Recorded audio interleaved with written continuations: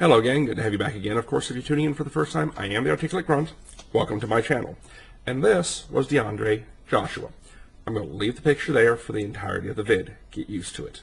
Now, why is the picture in a hoodie? Because of stereotypes. I'm purposely using the picture of a young black man in a hoodie for a reason.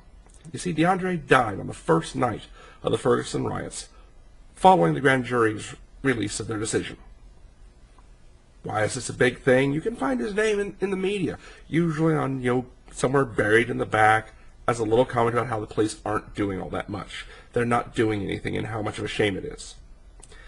The thing is, what little they can do truly is a shame. Because DeAndre was the type you hear people say that others need to be like.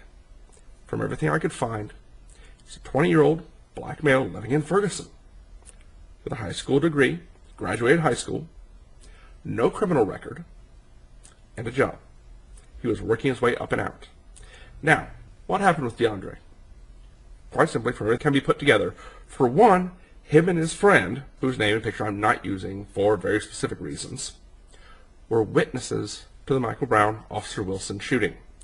Their testimony to the grand jury is part of what exonerated Officer Wilson. It corroborated what he said. And they got threats from within the community not to testify, and did it anyway. They had the integrity and the fortitude to go ahead knowing there could be repercussions from within their own community, and told the truth of what they saw, what they witnessed. DeAndre's friend is in protective custody. DeAndre, though, was tracked down, shot in the head through the window of his car, his body doused with accelerant, propellant fuels like gas, and lit on fire. Not enough to burn the car up and everything, just kind of singed the body from what I could figure out. This is the problem we've got. There are numerous problems, lots of things wrong with how everything goes on in and around communities like Ferguson. This is one of the big things. You had protesters with signs that mothers shouldn't fear for their sons' lives just because they went out and robbed a store.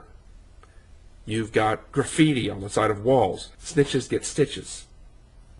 And you've got a young man who truthfully testified to what he witnessed put to death.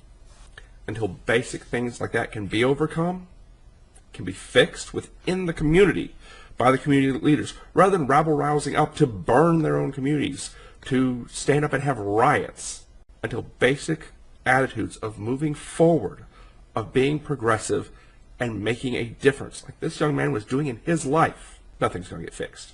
Now, President Obama has asked for over $200 million from Congress to help rebuild the community of Ferguson. Insurance companies are being bombarded with claims from people and businesses burned out and damaged in the riots. Personally, until issues like this can be fixed, the only rebuilding and insurance that should be offered is like in heavy floodplains, where insurance companies do okay, we'll insure you, we'll rebuild your house somewhere else. Give those business owners a chance to rebuild in a decent community, somewhere where the basic moral fibers of integrity and honesty, as displayed by young DeAndre, aren't a death sentence. Take care, gang. Hope this found you well. Remember, get up, get out, get involved. Nobody can stop you from doing your best and being your best but you. It may come at a price, but it's your decision to make. Sit back and do nothing, or get up, get out, and get involved. Take care. I'll catch you next time. I am the Articulate Grunt. Until then, out from here. Bye.